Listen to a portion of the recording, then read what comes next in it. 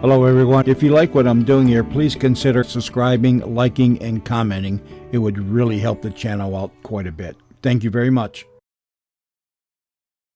Old Dutch, the cleanser that polishes as it cleans, presents Bachelor's Children.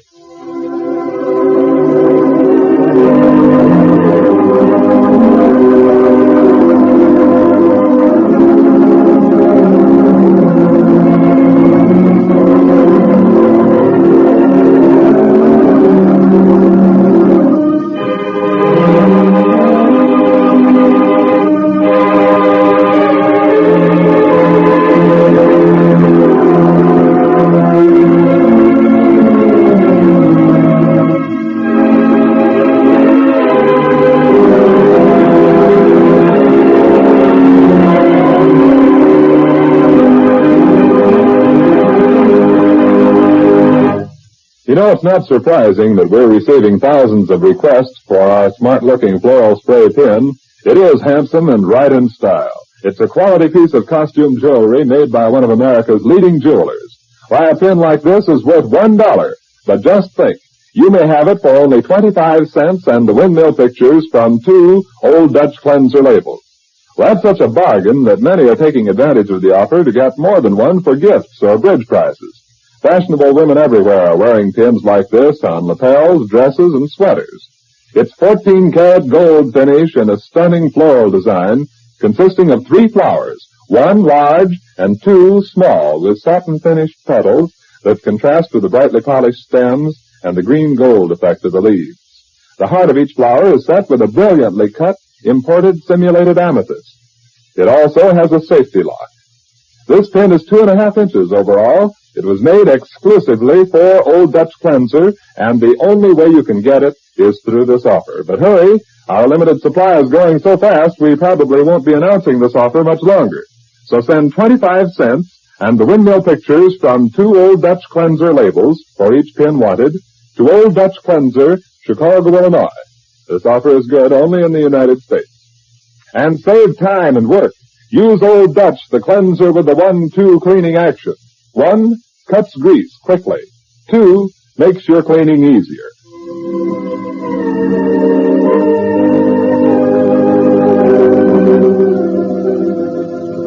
And now, Bachelor's Children. It's nearly 10 o'clock the following evening as we take up our story again, and Sam is just opening the door of his house to admit Dr. Graham. Hi, fella. Well, it's about time you're showing up, young man. My wife over here? Yes, she certainly is. Come in here and give an account of yourself. You hear that? I'm telling you, she's all burned up because you've been AWOL. Well, now, listen, I'm counting on you to stand back of you in case she gets tough. Well, You've been all this time. But now, just hold on a minute, I'll tell you.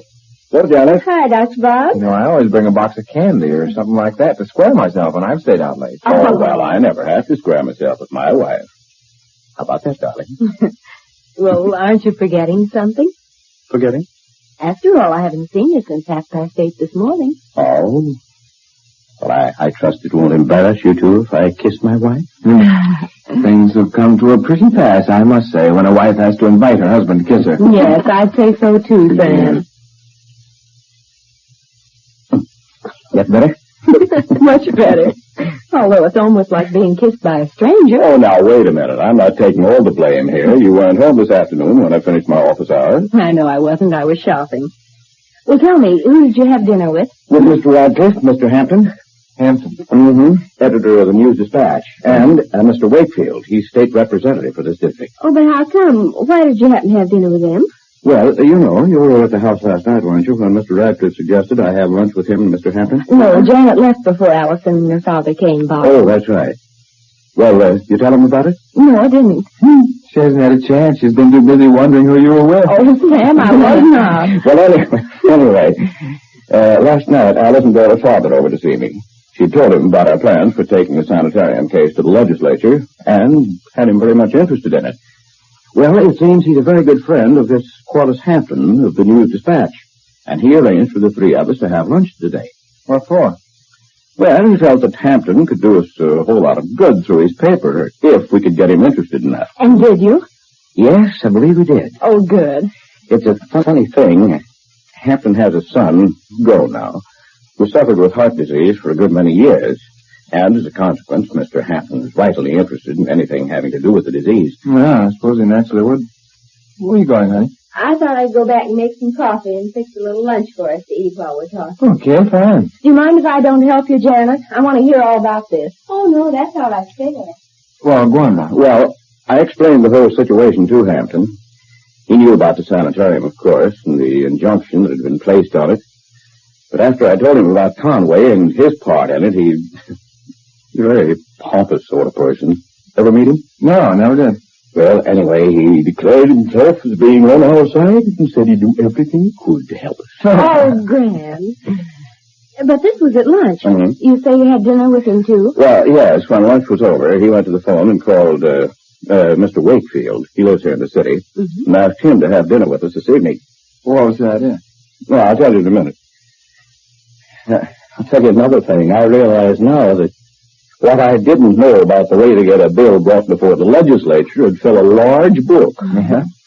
It's a good thing Mr. Radcliffe interested himself in the case, or I'm afraid my chances of winning out had been pretty poor. How so, Bob?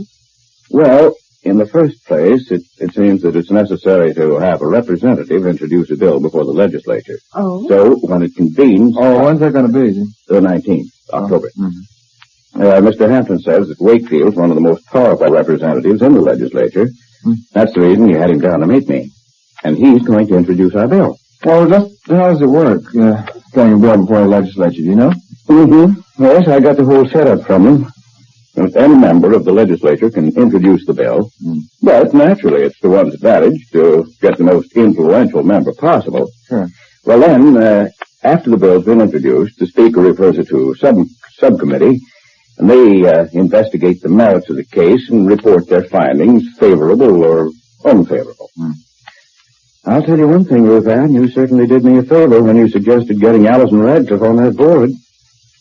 Her father was so interested that this evening he volunteered to have his lawyer draw up the bill for us. That grand? Yeah, I suppose it's important that be done right, huh? Oh, well, I realize fully I couldn't do it myself, and since Houston isn't here, it'd cost us a whole lot of money, I'm afraid. Well, is that all there is to it then, Bob? Just to get the bill presented and see how they vote on it? Oh, no, honey, that's just the beginning. And just as soon as the bill is introduced, I'll have to go down to the Capitol and do a little lobbying. Lobbying? What's that? Oh, meeting with representatives, try to persuade them to vote in our favor. Exit the doctor and enter the politician. Well, certainly in a good enough cause, and be worth all the effort I'll put into it. Yeah, but what will I be doing while you're there? You're going to be doing your bit right here at home, honey. How? Well, Mr. Hampton suggested that the board write letters to club women all over the state, you see, telling the story of the sanitarium and asking them to appeal to their various representatives to vote in our favor. Oh, And you can take care of that, see? Well, it looks to me as if you really got someplace today, Bob. Yes, I think I did. Yeah, well, I wasn't determined to go with this plan, but as to how I was going to do it and procedure and all that sort of thing, I was pretty vague about it.